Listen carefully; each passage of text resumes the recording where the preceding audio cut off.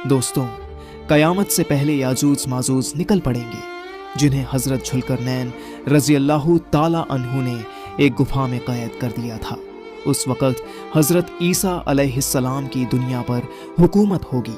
अल्लाह ताला हजरत ईसा अलैहिस्सलाम की तरफ वही भेजेगा कि मैं ऐसे बंदे निकालने वाला हूँ जिनसे लड़ने की किसी में ताकत नहीं है।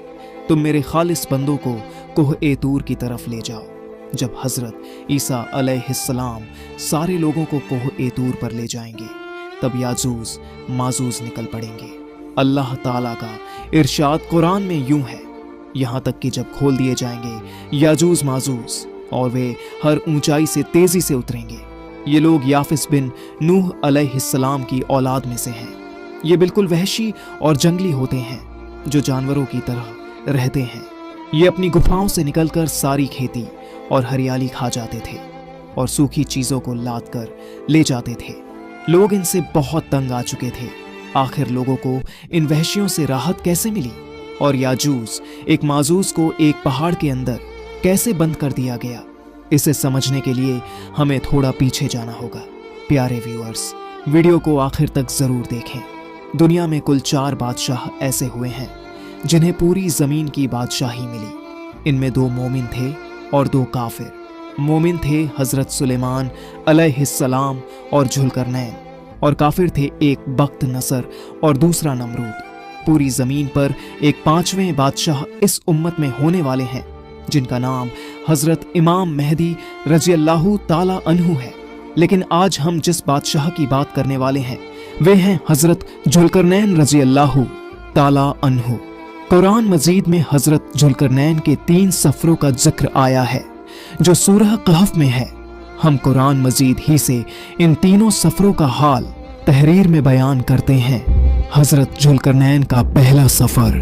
हजरत जुल्करनैन ने पुरानी किताबों में पढ़ा था कि साम बिन नूह अलैहिस्सलाम की औलाद में से एक शख्स आब ए हयात के चश्मे का पानी पी लेगा तो उसे मौत नहीं आएगी। इसीलिए हजरत जुल्करनैन ने मगरिब का सफर किया।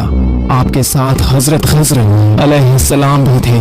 वे आब ए हयात के चश्मे तक पहुंच गए और उसका पानी भी पी लिया, मगर हजरत जुल्करनैन एक के मुकद्दर में नहीं था। वे महरूम रह गए। इस सफर में आप जानिब ए मगरिब रवाना हुए तो जहां तक आबादी का नाम ओ निशान है, वह सब मंजिलें तय करके आप एक ऐसे मकाम पर पहुंचे कि उन्हें सूरज गुरूब के वक्त ऐसा नजर आया कि वह एक स्याह चश्मे में डूब रहा है, जैसा कि समंदरी सफर करने वालों को आफताब समंदर के काले पानी में डूबता नजर आता है। वहां उनको एक ऐसी कौम मिली जो जानवरों की खाल पहने हुए थी।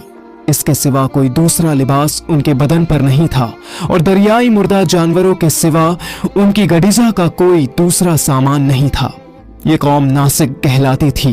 हजरत जुल्करनैन ने देखा कि उनके लश्कर बेहिसाब हैं और ये लोग बहुत ही ताकतवर और जंगजू हैं। तो हजरत जुल्करनैन ने इन लोगों के गर्द अपनी फौजों का घेरा डालकर इन लोगों को बेबस कर दिया। चुनांचे कुछ तो मशर्रफ बाईमान हो गए और कुछ आपकी फौजों के हाथों मकतूल हो गए। फिर आपने मशरिक का सफर फरमाया, यानी दूसरा सफर। यहां तक कि जब सूरज तुल्लू होने की जगह पहुंचे तो यह देखा कि वहां एक ऐसी कौम है जिनके पास कोई इमारत और मकानात नहीं है।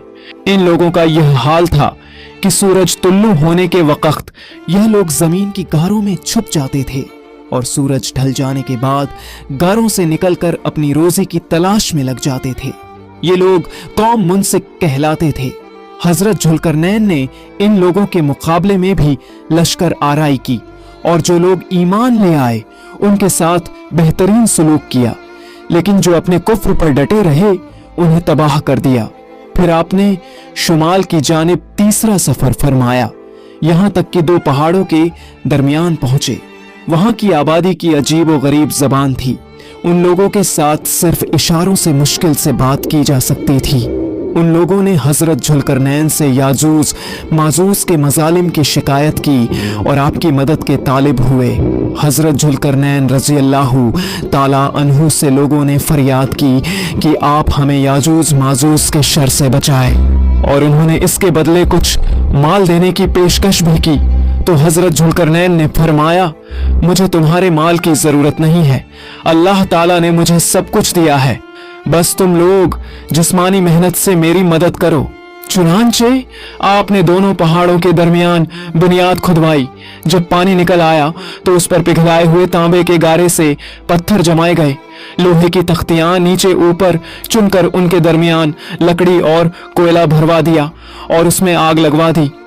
इस तरह यह दीवार पहाड़ की बुलंदी तक ऊंची कर दी गई और दोनों पहाड़ों के दरमियान कोई जगह न छोड़ी गई। इस तरह यह दीवार एक मुस्तहकम मजबूत दीवार बन गई।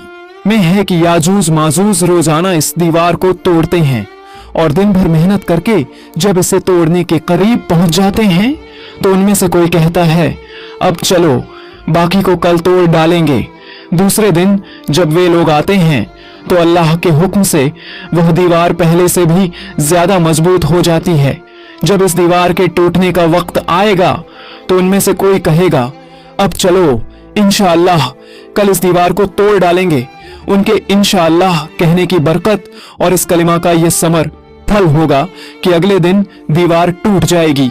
यही कयामत करीब होने का वक्त होगा। तब ये लोग निकल पड़ेंगे और हर तरफ फैल जाएंगे। जमीन में फितना फसाद और कत्ल ओ गारत करेंगे। फिर ये कत्ल ओ गारत करते हुए कुद्स के पहाड़ खमर तक पहुंचेंगे। वहां कहेंगे, हमने जमीन वालों का तो सफाया कर दिया, अब चलो आसमान वालों को भी मार डालें। फिर वे आसमान की तरफ तीर फेंकेंगे जिन्हें अल्लाह ताला खून आलूदा करके लौटा देगा।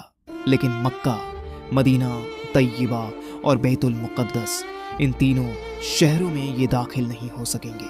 फिर हजरत ईसा अलैहिस्सलाम की दुआ से इन लोगों की गर्दनों में कीड़े पैदा हो जाएंगे और ये सब हलाक हो जाएंगे। इसके बाद अल्लाह ताला ऐसे परिंदे भेजेगा जो इनकी लाशों को वहां फेंक देंगे जहां अल्लाह ताला चाहेगा। फिर अल्लाह ताला एक आलमी बारिश बरसाएगा जिससे जमीन बिल्कुल साफ हो जाएगी। इस बारिश की वजह से जमीन की पैदावार में बड़ी तरक्की होगी, यहां तक कि एक अनार एक जमात के लिए काफी होगा। हजरत ईसा अलैहिस्सलाम दुनिया में 40 साल तक रहेंगे। आपका निकाह होगा, औलाद पैदा होगी, फिर आपका इंतकाल होगा और आप हजूर सल्लल्लाहु अलैहि वसल्लम के रोज़ा-ए पाक में दफन होंगे।